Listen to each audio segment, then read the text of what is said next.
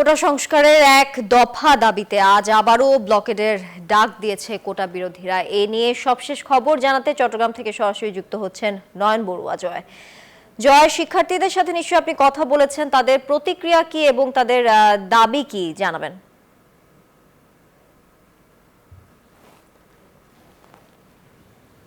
ধন্যবাদ তানি আপনাকে।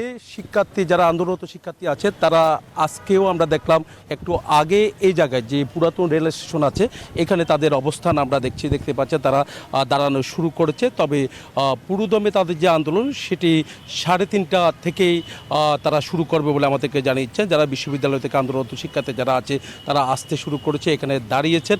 এখানে তাদের আজকে অবস্থান হবে, যেহেতু গতকাল তারা সড়ক এমনকি রেলপথ অবরোধ করে কিন্তু আসলে মানুষের যে ভোগান্তি চরম আকার ধারণ করেছিল। তবে আজকে তাদের যে অবস্থান, তাদের এখানে আমি একটু কথা বলতে যাচ্ছি। আপনার কাঁধে এটা কি? এটা হলো বালিশ এবং প্রতীকী বিছানা।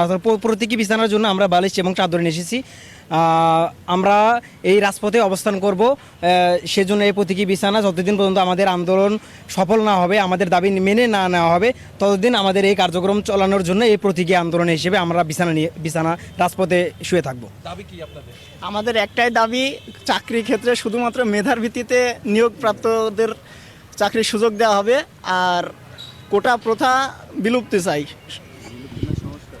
পুলিশ প্রশাসনের সাথেও কিন্তু আমরা দেখছি তারা আলোচনা করছেন এবং প্রশাসনের যে প্রস্তুতি তারা কিন্তু অবস্থান নিচ্ছে। আমরা একটু কথা বলতে চাচ্ছি, সমন্বয়ক আছেন, একটু জানতে চাচ্ছি আজকে আপনাদের দাবি কি?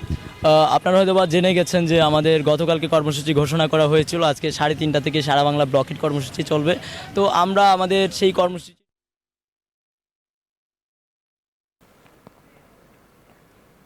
জয়, আপনাকে ধন্যবাদ। দর্শক, এবারে যাচ্ছি কুমিল্লায়, সেখানে আছেন সহকর্মী হুমায়ুন কবির। জীবন, আন্দোলনকারী শিক্ষার্থীরা আসলে কি বলছে, তাদের সবশেষ দাবি সম্পর্কে আমাদেরকে জানাবেন।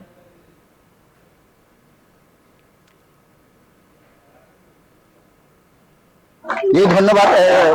প্রতিদিনের মতো আজকেও কিন্তু শিক্ষার্থীরা ঢাকা চট্টগ্রাম মহাসড়ক অবরোধ করার জন্য যাচ্ছিল, তবে আজকে কিন্তু পুলিশ বাধা দিচ্ছে এবং মহাসড়কে যেন সাধারণ মানুষের ভোগান্তি না হয় সেই জন্য কিন্তু পুলিশ বাধা দিয়েছে। এবং আমরা দেখছি যে বর্তমানে বিশ্ববিদ্যালয়ের যে শিক্ষার্থীরা আছেন তাদেরকে আটকে রাখা হয়েছে সড়কের উপরে, তাদেরকে মহাসড়কে যেতে দেওয়া হচ্ছে না। তারা বিশ্ববিদ্যালয় থেকে এই কিছুক্ষণ হলে তারা বেরিয়ে আসছিল, জড়ো হয়েছে, তারা একসাথে এসেছিলেন, কিন্তু এখানে পুলিশ দাঁড়িয়ে রয়েছেন, তাদেরকে মহাসড়কে অবস্থান করার জন্য তারা সুযোগ দিচ্ছেন না এবং বলছেন যে জনগণকে ভোগান্তি হবে এমন কাজ করতে দেওয়া হবে না এবং আন্দোলন হয়তো তারা ক্যাম্পাসে রাখার জন্য অনুরোধ জানাচ্ছেন। এবং বর্তমানে পুলিশ কিন্তু দাঁড়িয়ে রয়েছে এবং শিক্ষার্থীরাও দাঁড়িয়ে